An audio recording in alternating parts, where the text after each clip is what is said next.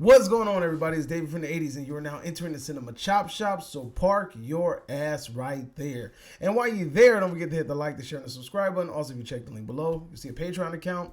You click it, you can become a member. All you gotta do is try, recommend movies and music and trailers for me to react to.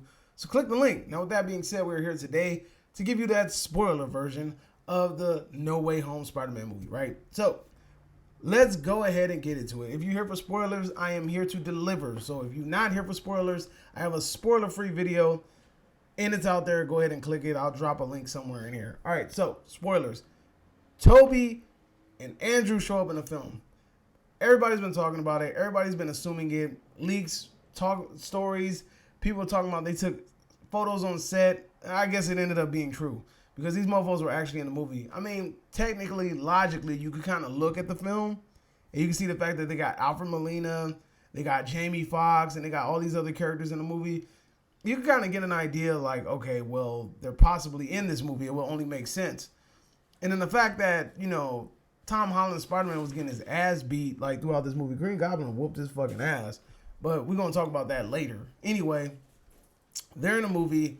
The way they enter is pretty cool. I thought they were going to come in with like on some epic shit, but the fact that, you know, Ned did the, you know, like he was turning a big ass wheel of an Impala steering wheel, and then open up a portal somehow. But I mean, like I said, it was pretty cool. You know, it was fun. When they entered, everybody popped, everybody clapped. It was dope. You know, they came in and did their thing. I felt like, you know, it was fun watching them interact. It was so much. They have a really organic chemistry.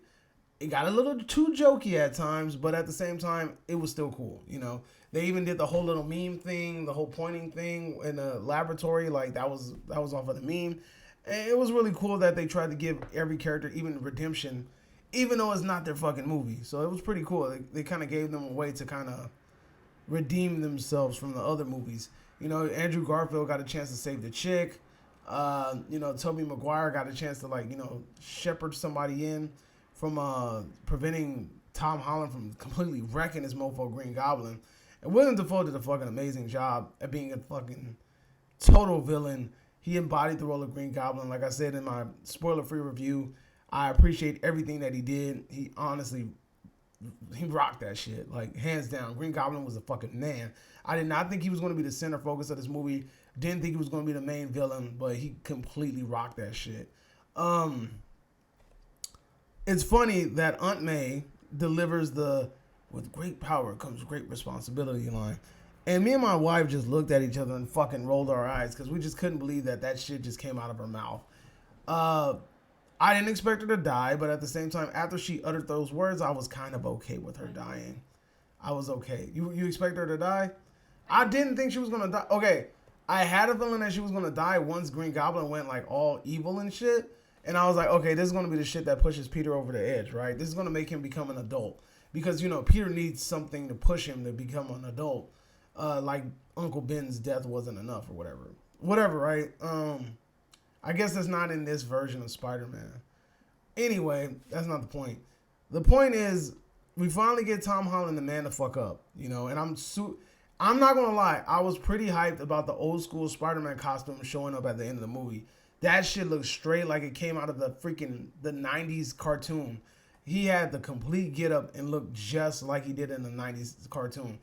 Popped when I saw that shit. I thought it was really cool. The fact that they teased us with Venom at the end of the Venom trailer, and then kind of like baited us, and then kind of like Tom Hardy's like, I'm gonna go see about him, and then he ends up fucking disappearing and shit. But then he leaves a little trace of Venom behind.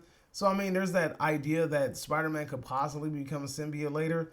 But at the same time, it's like, what's the fucking point if these two characters are never going to cross over? And then on top of that, you have Michael Keaton's Vulture character showing up in Morbius, which Morbius is supposedly connected to Spider-Man. And Morbius is also connected to Venom. So how the fuck are all these people sitting in the same fucking universe, but yet they're not in the same universe? I don't get it. Like, I'm completely fucking confused about this. The point of the matter is, the movie was dope. Like, you know, William Dafoe's character, Andrew Garfield, Tobey Maguire popping up. It only made sense that, you know, Tom Holland became the leader because he's the only one with actual team-up experience. The Avenger joke was fucking hilarious. You know, it was fun. It was like I said, it's a fun movie. You get all the cool callbacks. Tom Holland moving into the same fucking apartment that Tobey Maguire moved into with the same fucking landlord. You know, all of that shit is really cool. You know, you have Tom Holland finally become Spider fucking Man. He's not trying to be a little boy. He's not like, oh, I need help. You know, he's figuring his shit out on his own. And I can appreciate that because, you know, I can appreciate it. Also, the fact that, you know, Garfield's character got his redemption arc with saving MJ because he couldn't save Gwen. I'll never in my life forget that head smack scene from when Gwen Stacy, when he goes, no! And then you think he's going to save her and it's just like, she cracks the back of her head on her shit. Craziest thing ever. I didn't expect that. I ain't going to lie, that was like probably like one of the most unexpected things I've ever seen in a Spider-Man movie. But the one thing I appreciated about this movie is that they let Tom Holland actually fight. Tom Holland actually whooped the fucking shit out of Green Goblin. And he was beating the fuck out of him. And that was kind of cool. You had like the really cool fight sequence at the end that kind of reminded me like an old school Spider-Man game from like PlayStation. You know, sometimes you get the little button sequencing fight scenes. It felt kind of like one of those, but it was really cool though. I really enjoyed it. What else do we have? The second cut scene, completely a trailer for Doctor Strange and the Multiverse of Madness. And then the cool thing is we finally get the evil Doctor Strange that's presented in the What If story arc. So I thought that was really cool because that fucking Doctor Strange is OP as shit. So it's really cool that we're actually going to see him, and then we're also going to see Doctor Strange team up with Wanda. That was really cool. What else was cool about this movie? I mean, like I said, they did a really good job at hiding the fact that Andrew and Tobey were going to be in the movie. They had kept that shit under wraps as good as possible until, you know, until the actual movie came out. A lot of people, like I said, people were still speculating and talking and things like that. I'm glad I saw this movie now, so that way if I run across some shit on the internet, I'm not going to be bothered because I already seen it. So that I'm cool with it. I am content with it now. I'm not cool with people spoiling this shit for fun. But at the same time, I'm glad I've seen it already, so that way I won't be spoiled. Even though low-key, the fucking, one of the dudes that worked there almost ruined that shit for me. Because the fucking guy was walking in the hallway talking about the movie, and then I guess when he saw me and I looked up at him and he looked at me, he just stopped talking and kept walking. And he's like, oh, dude, I completely forgot that we work here. Shut your stupid ass up and do your job. Go fucking sweep up some popcorn, you bitch. Anyway, motherfucker almost ruined the damn movie for me. So, fuck him for almost doing that. What else? I mean, like I said, all right, so look. One thing I don't understand is why this movie is called No Way Home, right? Most of the Spider-Man movies have something to do with the actual Spider-Man. Like Far From Home, he was in like fucking Paris or wherever the fuck he was at, right? You know, Homecoming, it had to do with his fucking, you know, homecoming dance and shit like that. Whatever the case may be, right? But Far From Home really didn't have, or No Way Home, didn't really have anything to do with him. When I heard No Way Home, I thought that he was going to be thrown in another universe and have to find his way back into his own universe. That's what I thought, which would have been a pretty cool idea. But, you know, that's neither here nor there.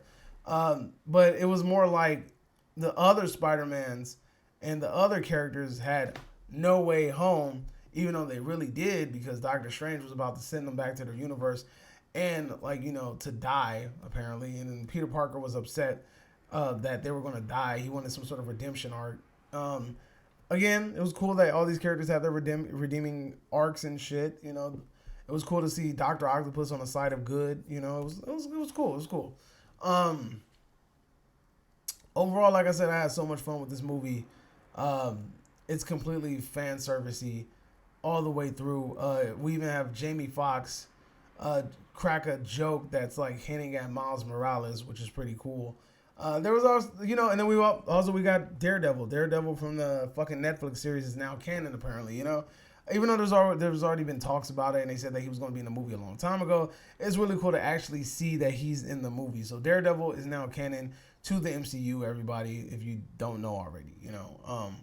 That was pretty cool to see. One other thing I didn't understand is Jamie Foxx's character never really explained how he changed from being that dorky ass dude with the comb over to being like, you know, Jamie Foxx with the taper fade and, you know, like being all cool and shit, you know. Jamie Foxx's character was a fucking nerd, if you don't remember, in the Amazing Spider-Man 2 movie. So it was kind of weird to see him kind of like, cooling out and being like hip and shit. That just didn't work for me. And they never really explained how he got rid of that ugly look that he had in the past. You know what I mean? But I guess it's neither here nor there. It was cool, like I said, to see all the old school villains, see them do their thing. William Dafoe, hands down, stole the fucking show.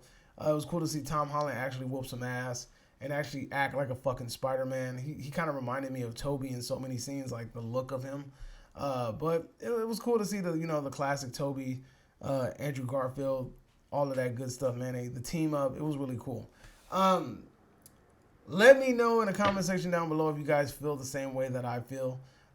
If you disagree, let me know about it. If you agree, let me know about it. But until next time, you are now exiting the Cinema Chop Shop.